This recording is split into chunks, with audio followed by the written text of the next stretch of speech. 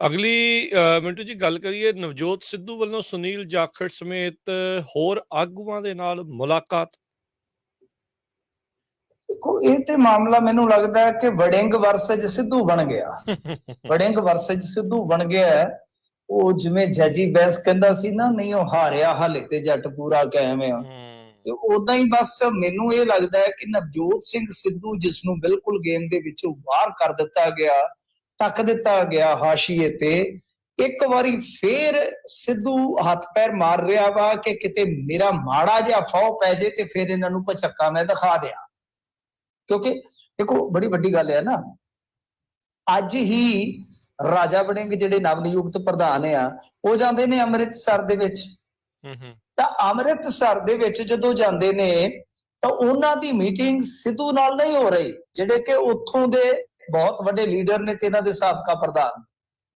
ਹੋ ਕੀ ਰਿਹਾ ਕਿ ਸਿੱਧੂ ਸਾਹਿਬ ਮੀਟਿੰਗ ਕਿੱਥੇ ਕਰ ਰਹੇ ਨੇ? ਮੀਟਿੰਗ ਕਰ ਰਹੇ ਨੇ ਅਮਰੀਕ ਸਿੰਘ ਢਿੱਲੋਂ ਦੇ ਗ੍ਰਹਿ ਵਿੱਚ, ਜਿੱਥੇ ਨਾਲ ਸੇਖੜੀ ਹੋ ਰਹੀ ਹੈ, ਮਤਲਬ ਕਿ ਹਾਰਿਆ ਹੋਇਆ ਗਰੁੱਪ ਤੇ ਆਪਣਿਆਂ ਦੇ ਹੱਥੋਂ ਮਾਰਿਆ ਹੋਇਆ ਗਰੁੱਪ, ਤੇ ਥੋੜਾ ਜਿਹਾ ਵਿੱਚੋਂ ਦਰਖਾਰਿਆ ਹੋਇਆ ਗਰੁੱਪ, ਕਿਉਂਕਿ ਕੁਝ ਕੱਢੇ ਵੀ ਹੈਗੇ ਨੇ ਵਿੱਚ। ਮਤਲਬ ਕਿ ਇਹਨਾਂ ਸਾਰਿਆਂ ਦਾ ਇੱਕ ਗਰੁੱਪ ਉਹ ਤੇ ਅਮਰੀਕ ਸਿੰਘ ਢਿੱਲੋਂ ਦੇ ਘਰ ਦੇ ਵਿੱਚ ਬੈਠਾ। ਇਹਦਾ ਮਤਲਬ ਕੀ ਨਿਕਲਦਾ ਕਿ ਨਵੇਂ ਪ੍ਰਧਾਨ ਨੂੰ ਬੇਸ਼ੱਕ ਵਧਾਈਆਂ ਦੇ ਦਿੱਤੀਆਂ ਹੋਣ ਸਿੱਧੂ ਨੇ, ਵਧਾਈਆਂ ਜੀ ਵਧਾਈਆਂ, ਤੁਸੀਂ ਉੱਚਿਆਂ ਨਾਲ ਲਾ ਲਈਆਂ, ਵਧਾਈਆਂ ਤੇ ਭਾਵੇਂ ਦੇ ਦਿੱਤੀਆਂ ਹੋਣ, ਪਰੰਤੂ ਦਿਲ ਦੇ ਵਿੱਚ ਜਾਂ ਦਿਮਾਗ ਦੇ ਵਿੱਚ ਕੁਝ ਹੋਰ ਚੱਲ ਰਿਹਾ ਹੈ ਸਿੱਧੂ ਸਾਹਿਬ। ਇੱਕ ਗਰੁੱਪ ਐਸਾ ਗਰੁੱਪ ਜਿਹੜਾ ਕਿ ਨਾਰਾਜ਼ ਏ, ਹਤਾਸ਼ ਏ, ਕਿਤੇ ਨਾ ਕਿਤੇ ਆਈਸੋਲੇਟ ਆ, ਉਹ ਇਕੱਠਾ ਹੋ ਰਿਹਾ।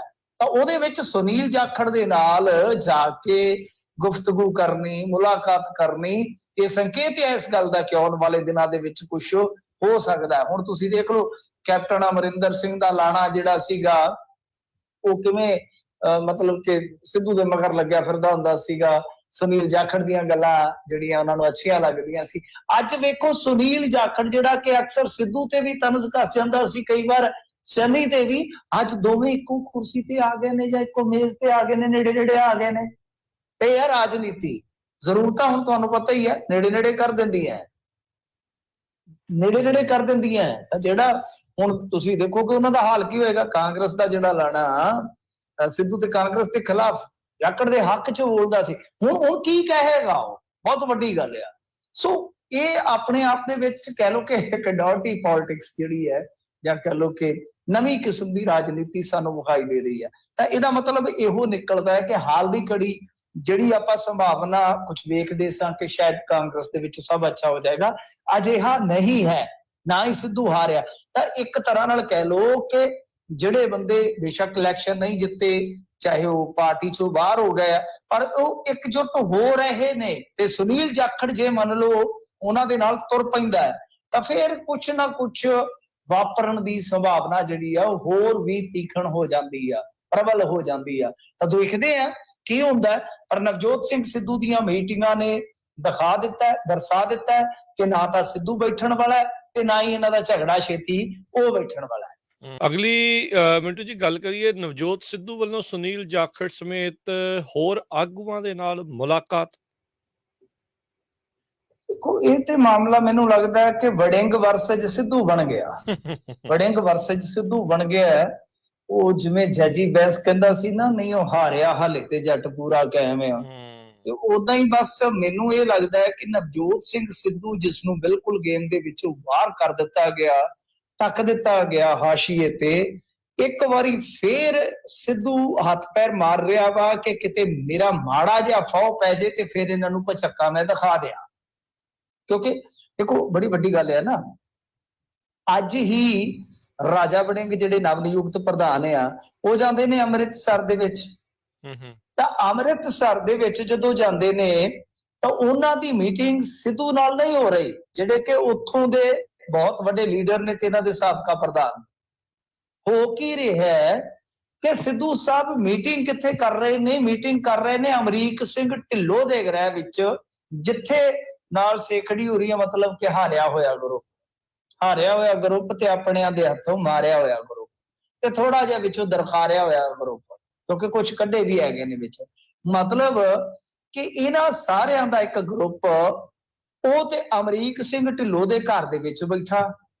ਇਹਦਾ ਮਤਲਬ ਕੀ ਨਿਕਲਦਾ ਕਿ ਨਵੇਂ ਪ੍ਰਧਾਨ ਨੂੰ ਬੇਸ਼ੱਕ ਵਧਾਈਆਂ ਦੇ ਦਿੱਤੀਆਂ ਹੋਣ, ਸਿੱਧੂ ਨੇ ਵਧਾਈਆਂ ਜੀ ਵਧਾਈਆਂ ਤੁਸੀਂ ਉੱਚਿਆਂ ਨਾਲ ਲਾ ਲਈਆਂ, ਵਧਾਈਆਂ ਤੇ ਭਾਵੇਂ ਦੇ ਦਿੱਤੀਆਂ ਹੋਣ, ਪਰੰਤੂ ਦਿਲ ਦੇ ਵਿੱਚ ਜਾਂ ਦਿਮਾਗ ਦੇ ਵਿੱਚ ਕੁਝ ਹੋਰ ਚੱਲ ਰਿਹਾ ਸਿੱਧੂ ਸਾਹਿਬ।